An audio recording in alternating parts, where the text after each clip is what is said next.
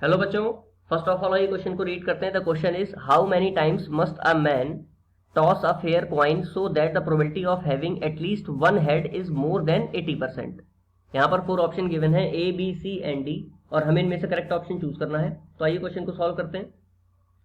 देखिए यहाँ पर हेड आने की पॉसिबिलिटी यानी कि जो सक्सेस है वो कितनी हो जाएगी 1/2। तो फेलियर कितनी हो जाएगी क्यू यानी कि 1 माइनस पी, वो भी हो जाएगी 1/2। अब अगर हम लोग लेट कर लें number of trials be N, let number of trials be N, तो यहां पर हम लोग बाइनोमियल डिस्ट्रीब्यूशन लगा सकते हैं।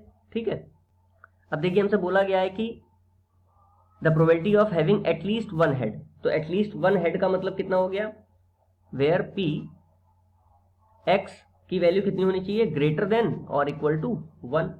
ठीक है, तो यहां से अगर हम लोग फाइंड करें 1 माइनस पी 0 तो कितना आ जाएगा 1 माइनस एन सी 0, क्योंकि ट्रायल एन है तो N C 0, P to the power 0 Q to the power N, तो Q to the power N हो गया।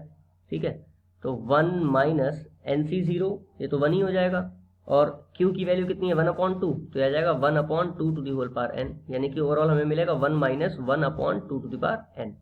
अब देखिए क्वेश्चन में हमें क्या दे रखा है कि इसकी वैल्यू इज मोर देन 80%, तो इसको हम लोग लिख लेंगे 1 minus 1/2 to the power n is greater than 80%। का मतलब कितना हो गया 80/100, 0 से 0 कैंसिल हो गया, 2 4 जार 2 5 जार, तो 1 minus 1/2 to the power n is greater than 4/5। इसको अब हमें सॉल्व करना है, तो हमें कितना मिल जाएगा 1 minus 4/5 is greater than 1/2 to the power n। इसको सॉल्व करेंगे तो 5 1 जार 5 माइनस 4, तो आ जाएगा 1/5।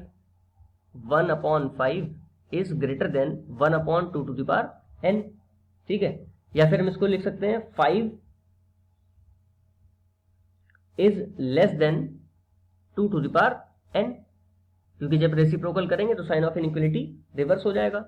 तो 2 to the power n is greater than 5, ये हमें मिल गया। अब देखिए ये कब पॉसिबल है, ये रिलेशन तभी पॉसिबल है जब कम से कम n की वैल्यू कितनी हो, एटलीस्ट 3 होनी चाहिए। ठीक है, क्योंकि 2 तक तो ये लेस ही रहेगा, तो कम से कम n की वैल्यू कितनी होनी चाहिए 3 होनी चाहिए। तो the man must toss the coin at least 3 times. ठीक है, जो कि हमें किस ऑप्शन में मिल रहा है डी में, तो करेक्ट आंसर हो जाएगा ऑप्शन डी। आई होप आपको क्वेश्चन समझ में आया होगा। Thank you.